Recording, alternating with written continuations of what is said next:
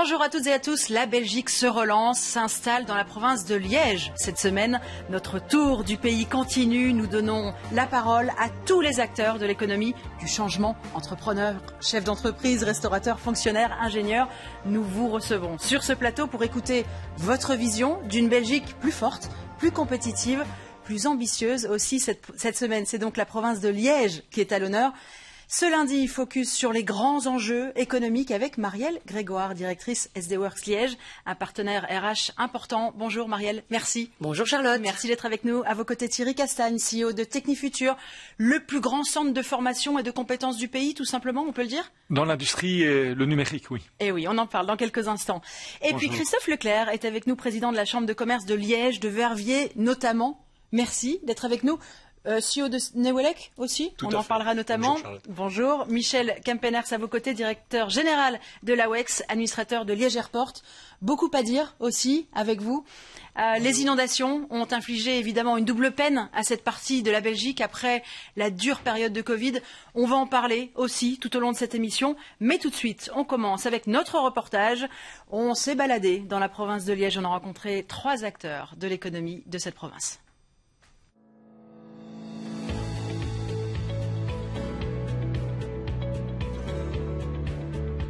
Bonjour Thierry. Bonjour Charlotte, bienvenue à Technifutur. Merci. Alors, qu'est-ce qu'on fait ici? Technifutur, c'est un centre de compétences. Et, en fait, on est actif et leader d'ailleurs en formation technologique pour les différents publics, personnels et dirigeants d'entreprises, les demandeurs d'emploi qui sont les futurs travailleurs, mais également le monde de l'enseignement. Donc c'est un gros centre de compétences. En 2019, nous avions un chiffre de 19 millions d'euros. Il y a 10 ans, c'était moitié moins. Donc nous avons eu en 10 ans quasiment un doublement de notre activité. Et donc cette volonté de croissance et de qualité, c'est quelque chose évidemment qui est important pour nous. On est plutôt à 6 sur 10, et c'est encore bien coté. S'il fallait coter d'un coup de cœur, je mettrais 9 sur 10.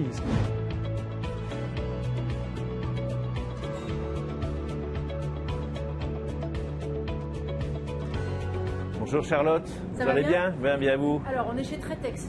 Voilà, tout à fait, oui. Tretex, c'est le dernier lavoir carbonisage de Belgique, ça c'est sûr, mais même d'Europe. En tout cas, pour le lavage, on est un des derniers, le carbonisage, on est le dernier.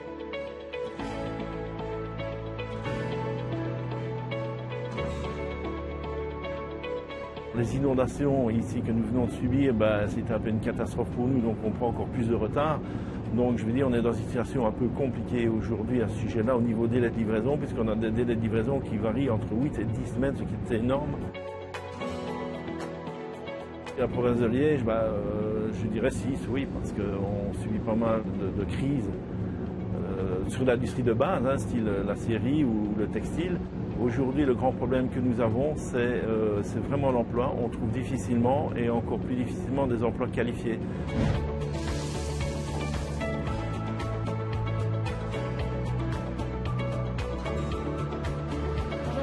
Bonjour Charlotte. Ça va bien? Ça va bien et toi? Bienvenue aux Ateliers Gourmands. Merci. Alors, comment ça va? Super bien ici, voilà, la reprise est vraiment très chouette, on a beaucoup d'événements, donc on est tous très contents de retrouver du boulot.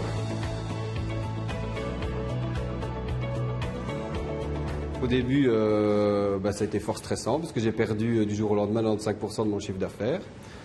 Et puis voilà, on a rebondi avec les plats emportés, avec les aides aussi du gouvernement, on a su s'en sortir et maintenant les perspectives sont très bonnes puisque les anciens clients sont toujours là, il y a des nouveaux clients. Je suis liégeois d'origine, donc je donne 10. Je dirais pas que tout va bien, mais moi je suis un jeune entrepreneur, donc voilà, j'ai envie de voir les choses en positif et je dis il faut aller de l'avant.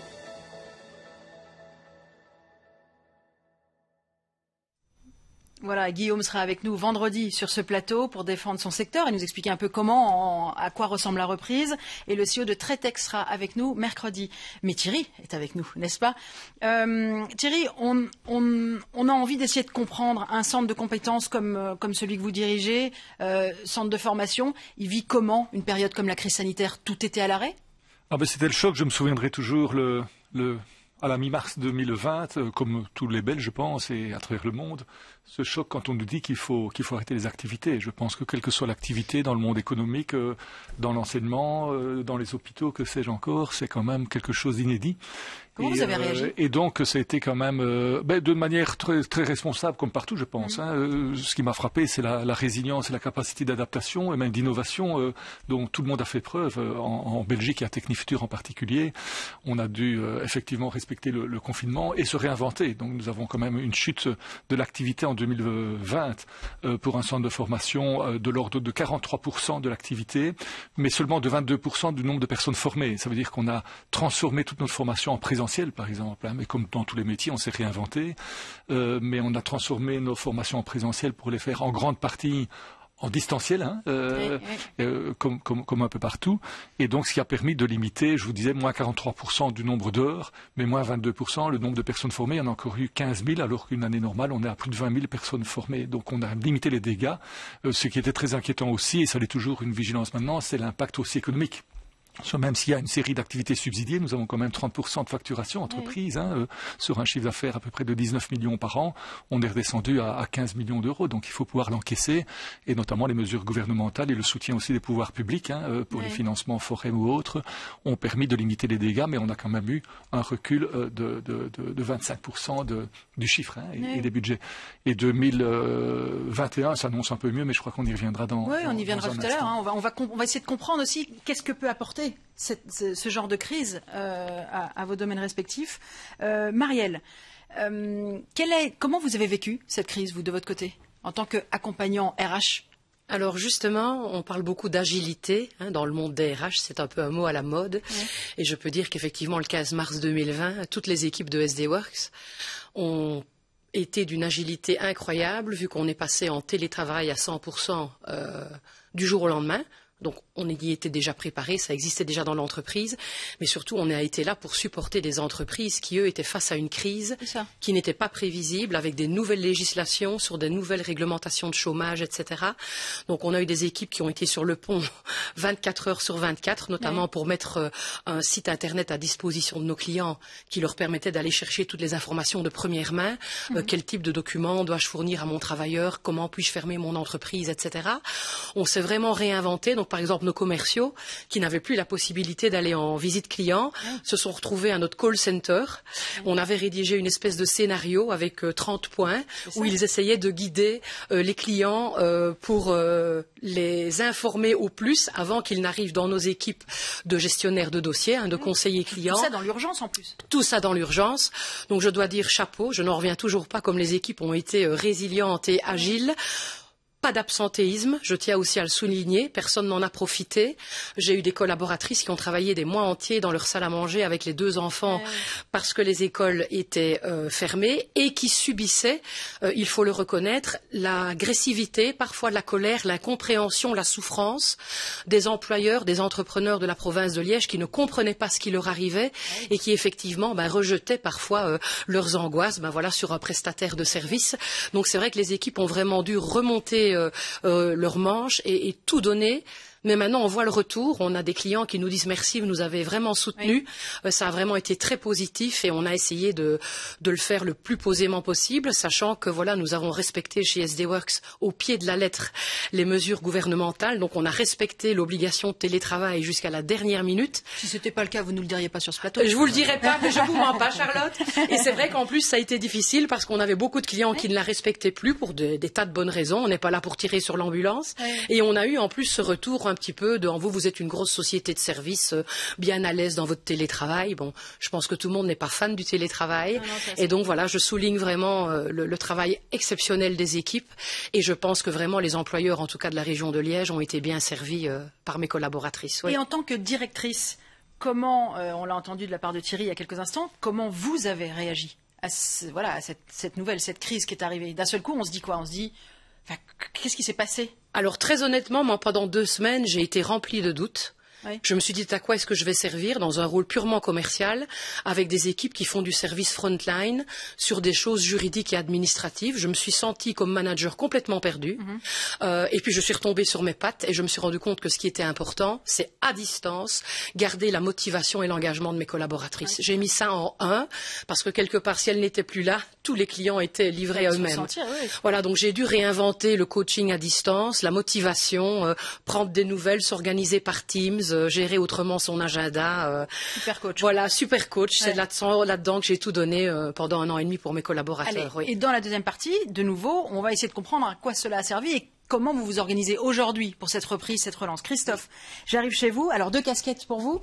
On va parler chambre de commerce d'un côté et on va parler Neolec. Oui. On commence par la chambre de commerce. D'accord. Votre rôle, c'est quoi? C'est d'accompagner tous vos membres. Donc, dans une période de crise comme ça, on fait quoi? Exactement. Alors c'était très particulier puisque en effet, comme tu le dis, le premier rôle de la chambre de commerce, c'est la mise en relation, c'est le networking, c'est l'événementiel. Oui. Et typiquement, c'est 2 domaines qui ont été extrêmement touchés. Impossible pour nous d'organiser des événements et encore moins de faire rencontrer les gens.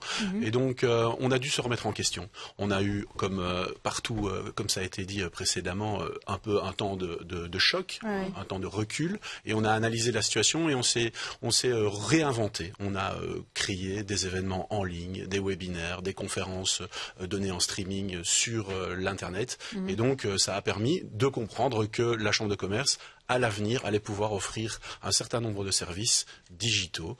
On en parlera également dans la seconde partie de l'émission. Et très clairement, on a compris aussi que même si les gens ne se voyaient pas, il y avait quand même moyen de faire fonctionner la Chambre de commerce et l'événementiel. Est-ce qu'une crise comme ça, Christophe, ça ne nous fait pas dire on a du retard, ça pointe pas et ça rend pas plus évident les domaines où on a du retard? Alors oui, certainement, on a de manière très frontale subi, si je puis dire, la digitalisation, mais finalement, elle a des conséquences, je pense, salutaires. Je l'évoquais, et là c'est plus au niveau du boulot qu'on l'a vécu. Quand on a une organisation multisite et que parfois on perdait énormément de temps en voiture, on a dorénavant intégré des outils tels que Teams, Zoom, ce qu'on ne connaissait pas en 2019 est devenu une évidence en 2021. Et donc la digitalisation a eu ça de bon, qu'elle nous a permis de continuer à fonctionner malgré toutes les contraintes liées à la pandémie. Et côté Neolec, casquette Neolec? Alors justement, là, Neolec, c'était aussi... C'est combien, 250 C'est 250 collaborateurs. Et là, le télétravail, c'est bien beau quand il s'agit de faire travailler des employés. Mais ici, en l'occurrence, il y a plus de 200 ouvriers qui étaient sur les chantiers au quotidien. Ce sont des électriciens. Alors, on me parlait de distanciation sociale. Il y a parfois 2 personnes dans la même camionnette. On a tout entendu par rapport à ça. Ils travaillent ensemble. Il fallait mettre des masques. Enfin, c'était extrêmement compliqué. D'abord, dans un premier temps, le marché s'est arrêté. On nous a complètement empêchés de travailler. Je dirais la plupart de nos clients ont fermé, arrêté de produire. Et puis ensuite, on a dû bien se résoudre à l'évidence. Cette crise allait durer. Donc il fallait recommencer à délivrer du service. Et on a adapté nos procédures pour que nos collaborateurs travaillent en sécurité, toujours en sécurité. Et donc c'est peut-être ce qui a été le plus important. On a fait passer, je pense, dans cette crise, l'humain avant l'économique. Et ça, on y reviendra aussi. Et donc vraiment, l'humain était au centre de nos préoccupations, tant pour sa sécurité que pour le contexte et le cadre de travail, la santé mentale aussi des gens, des collaborateurs. Marielle l'évoquait, c'est extrêmement compliqué le télétravail pour tous ceux et celles qui ont dû continuer à évoluer chez eux avec les enfants. Enfin, on l'a tous vécu. C'est un peu surréaliste. Et donc, ça a mis en avant un certain nombre de débats sur l'aménagement du temps de travail, la possibilité pour les hommes et les femmes qui travaillent chez eux de trouver un nouvel équilibre familial. Donc je pense que ça a eu du bon. Si on essaye toujours de regarder le positif, ça a eu du bon. Michel, 2 casquettes aussi, l'AWEX d'un côté, l'aéroport de Liège de l'autre. On en a beaucoup parlé de l'aéroport de Liège Airport, d'un seul coup pendant cette crise. Forcément. Tout à fait. C'est une société finalement qui a également, comme beaucoup d'autres, assuré la résilience par rapport à sur le mot de résilience a été dit tout à l'heure. En fait, les entreprises wallonnes d'une manière globale et pour la province de Liège en particulier ont connu en fait 2 tsunamis, au propre comme au figuré, le 15 mars et le 15 juillet. Et donc ça a vraiment donné un changement complet, peut-être de paradigme. On a parlé, Christophe, très justement, de mettre d'abord l'humain en avant et de voir au niveau du coaching, au niveau de l'accompagnement de nos collaborateurs, de nos collègues, mais également de nos clients, comment on peut réinventer peut-être une manière de travailler avec eux. La WEC, c'est 440 personnes, dont la moitié à l'étranger, beaucoup d'agents qui ont souffert de la distance, de l'arrêt des voyages. Nos entreprises également ont dû se réinventer parce que plus de foires commerciales à l'étranger, plus de déplacements, missions commerciales reportées. Donc toute une série d'activités de la WEC qui faisaient notre quotidien ont été complètement remises à mal. Et en plus, le 15 juillet, des sociétés, notamment qui sont tournées vers l'international, ont tout perdu également. On va parler de la câblerie de Penn, très actif à l'international, très texte dans les laines d'excellence et d'exception, on vient de le voir. Cormand, leader mondial dans le beurre, la chocolaterie Galère, Chaudfontaine Monopole, voilà toute une série de sociétés qui sont très tournées à l'international et qui ont dû se réinventer, vraiment trouver le palliatif très rapide pour pouvoir continuer à faire travailler leurs employés et leurs ouvriers. Et ce qu'on voit d'une manière positive, on en parlera également, je suis quand même un adepte du verre à moitié plein, c'est de voir que finalement des sociétés comme notre administration au niveau de la WEX, nous étions en pleine modification de structure également pour coller davantage à la réalité de l'entreprise. Ça a accéléré le mouvement et des entreprises aujourd'hui qui ont souffert voient peut-être l'avenir de manière beaucoup plus positive parce qu'elles ont elles ont été obligées d'effectuer un grand shift dans leur manière d'envisager l'avenir, dans leur business model qui est vraiment très porteur par rapport à l'avenir. Oui, c'est ça. Alors c'est intéressant parce que vos deux casquettes sont finalement deux activités qui ont été touchées de manière très très très différente. La WEX qui était plutôt à l'arrêt à cause de cette crise sanitaire, et Liège Airport qui, pour le coup, subissait un vrai boom.